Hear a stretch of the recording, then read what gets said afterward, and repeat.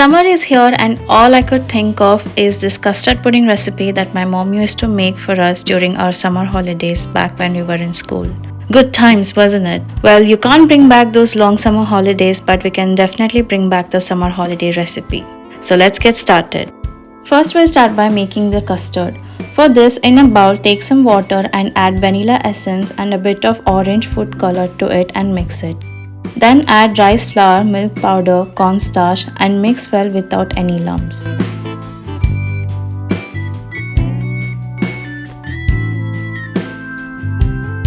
Next, here I have some milk boiling. To this we'll add sugar and cook till it dissolves.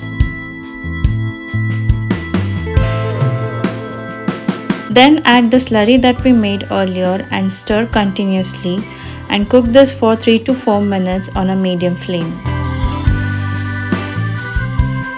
Once it starts boiling and has thickened a little bit, turn off the flame and transfer it into a heat-proof container and let it cool down a bit.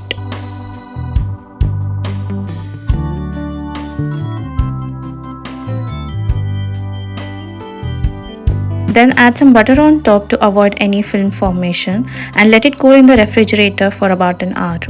Next, let's prepare our coffee syrup. For this, take some instant coffee powder and sugar and add boiling water and mix it well.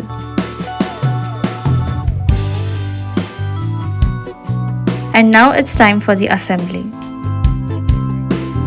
First, take some Marie biscuits and dip it in the coffee syrup and place it like this at the bottom of the container. Then arrange the banana slices evenly like this and pour the custard up to half an inch height.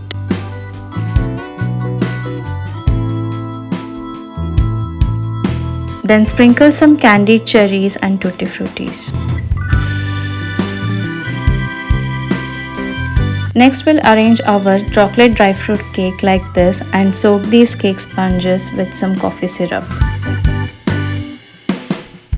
Then again layer it with some banana slices and pour the custard.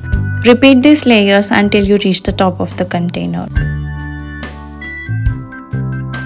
Finally, top it off with some candied cherries and some more tutti fruttis and let it set in the refrigerator for at least 2 hours before serving.